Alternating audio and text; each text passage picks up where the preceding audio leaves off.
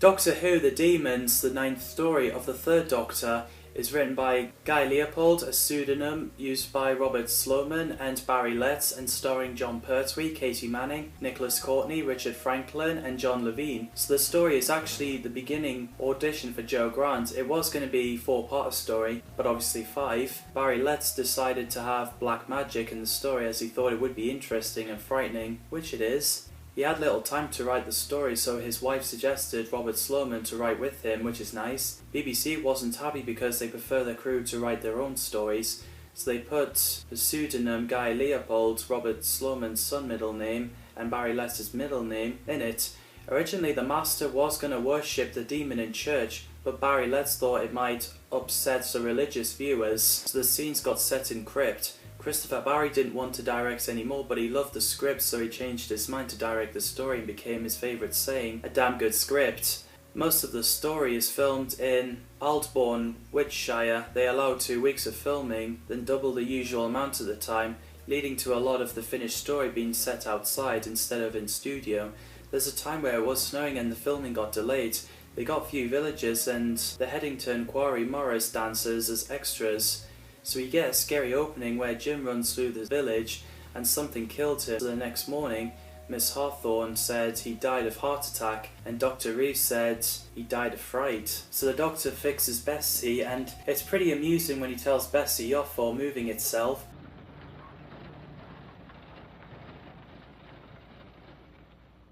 Bessie, how dare you go gallivanting around like that?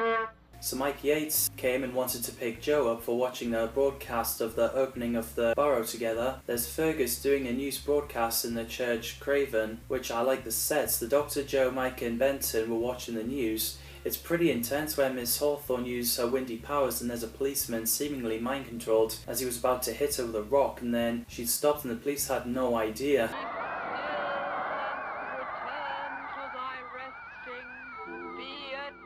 And she wanted to see the new vicar, so he arrived revealing to be the Master.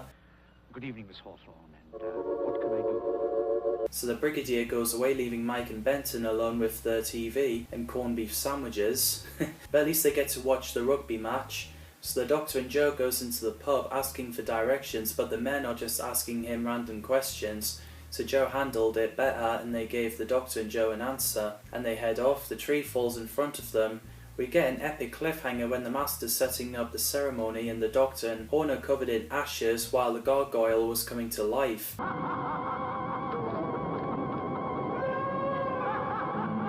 As the Doctor is blacked out, as he's covered in ice and ashes, Joe Grant tries to wake him up. Mike and Benton sees it on the news after they've finished watching rugby, and the Master is speaking to Azel. Dr. Reeves examined the Doctor and he thinks he's dead at first, but then he realises that he's still alive and confused that he has 2 hearts. So Sergeant Benton and Captain Mike Yates arrived. Benton walked around the village and heard someone calling for help, and he found Miss Hawthorne in the chest. Garvin came in, so him and Benton had a fight, but Benton stood in a carved stone and passing out. So he and Miss Hawthorne gets captured, but eventually Garvin gets vaporised by Azel. So they went back to the Burrow. Brigadier, who seems to love having a lie-in, and gets a phone call, and he seems to go mad when he found out that Benton and Mike went away with his helicopter in the village. As the delivery guy drove into the heat barrier, he quickly got out and his truck got exploded, so Brigadier arrived and his cane got in flames for pointing through the barrier. The effects is pretty effective. I love the bit where the Doctor woke up and said, "Eureka!" The moment he found out the new vicar's name is Magister, a Latin for the Master. Magister is the Latin word for master.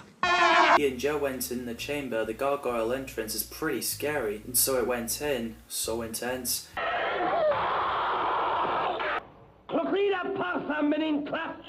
So the Doctor pointed a knife and shouted at the gargoyle and went away, and the Master is having trouble getting Gargoyle to kill the Doctor. So while the Doctor and the others are discussing magic, Brigadier complaining that he can't go through the circle-shaped heat barrier, as the Doctor explains what the demons are. The Master is demanding the villagers, and he got Gargoyle to kill Winstanley for asking the villagers to leave.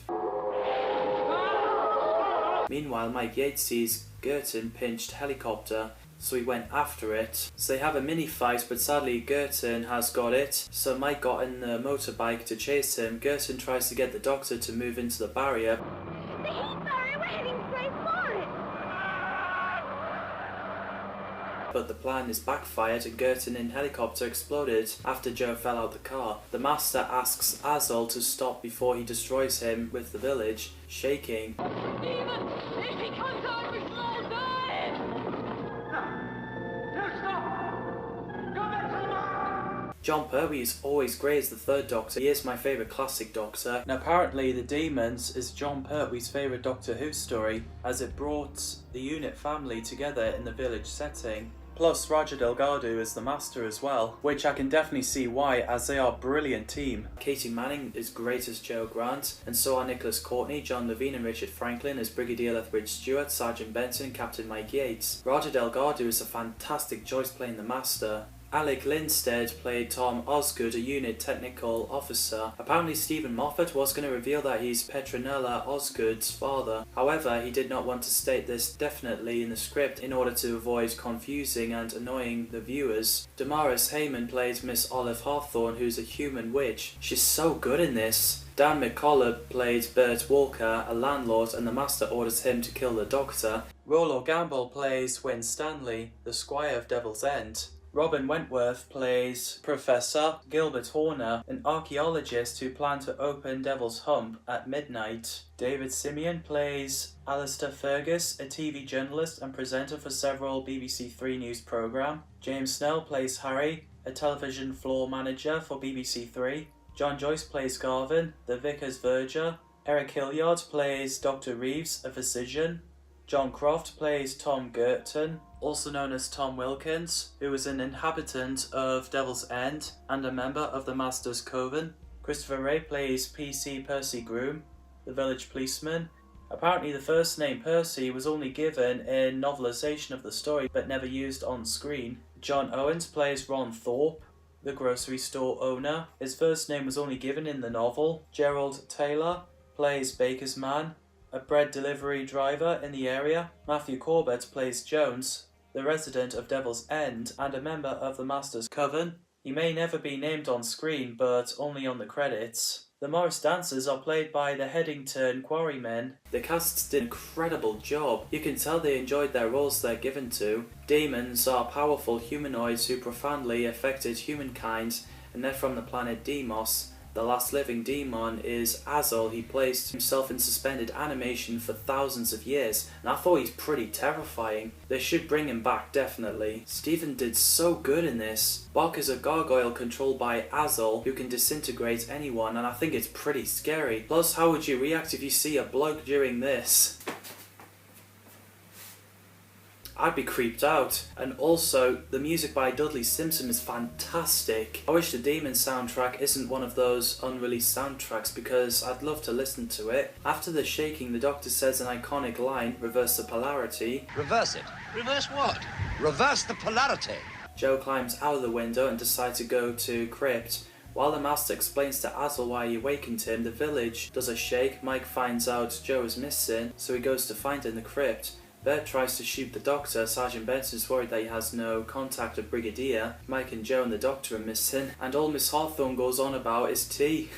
Which I have to say, that's a great line. So Benton looks out the window to see Bert and the dancers in the village, and they keep dancing around the Doctor and tied him up. So Miss Hawthorne came out using her magic tricks demanded by the Doctor, as he claims that he's a magician. Lamp, I order you to shatter. So Sergeant Benson came to attack and wrestled Bert down. Mike and Joe watch as Azul growing, with the Master laughing. This is a scary scene.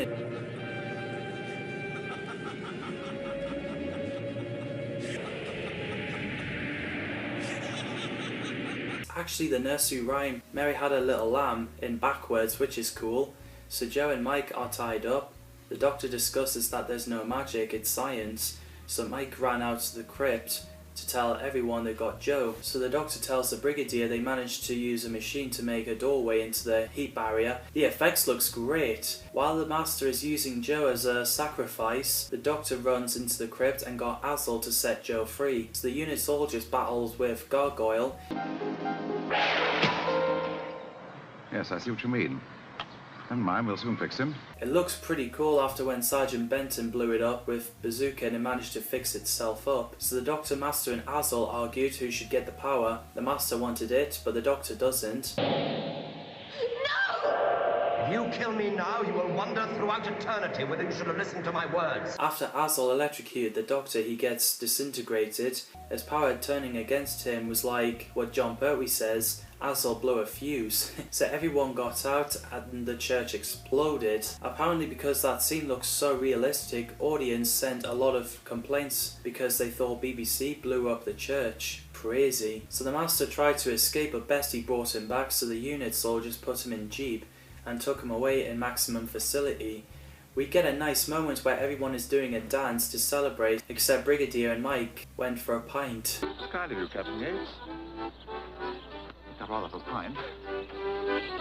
You're right, Joe, there is no... So yeah, I think this is a brilliant story, and that's the end of Season 8. It's been a great season. They release a Blu-ray box set with all 5 stories, remastered effects, surround sounds, deleted scenes, special features, behind the sofa and everything. This was also to coincide with the 50th anniversary of the Master, the fact that the Blu-ray was released on 23rd of February 2021. I really enjoyed the little video where Joe and Cliff Jones returned to face Autons again. What did you think of the Dæmons and Season 8? Let me know in the comments down below. As always, thanks for watching and see you in the next video.